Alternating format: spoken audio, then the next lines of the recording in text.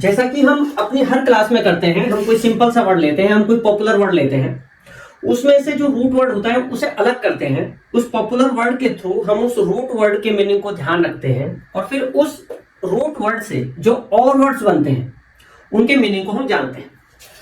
ऐसे एक बहुत पॉपुलर और एक सिंपल वर्ड है टेलीफोन।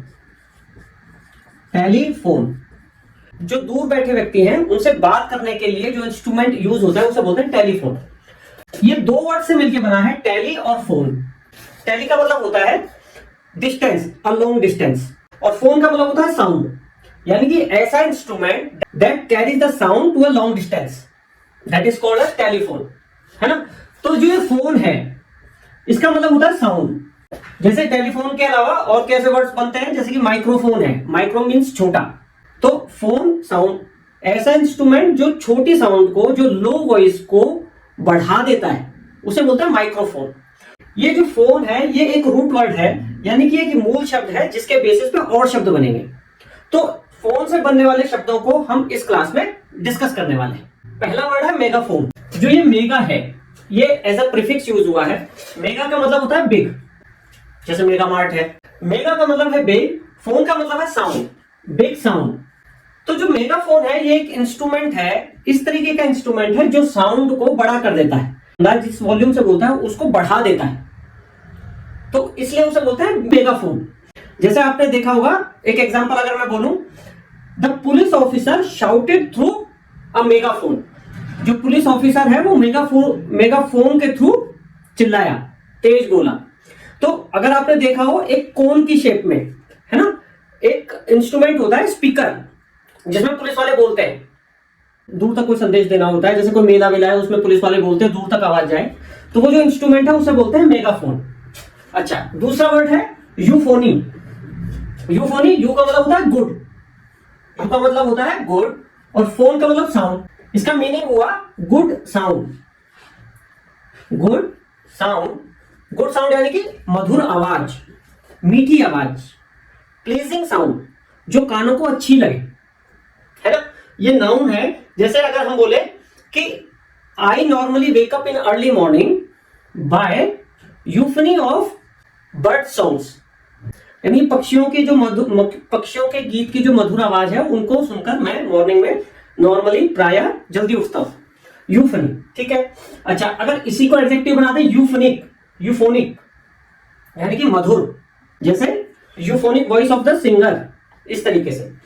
अच्छा, अब इसी का अगर मैं उल्टा कर दूं, यू की जगह अगर मैं कैको यूज कर दूं, कैको का मतलब होता है bad. Phonic, phone mean sound, यानी कि बैड साउंड, कर्कश आवाज, जैसा होता है ना बहुत तीखी सी, बहुत जो कानों को बहुत अनप्लेजेंट लगती है, तो उस आवाज को बोलते हैं cacophony. Cacophony of swarm, cacophony of bell, तो वो है कैकोफनी। और उसी का एडजेक्टिव हो जाएगा कैकोफनस।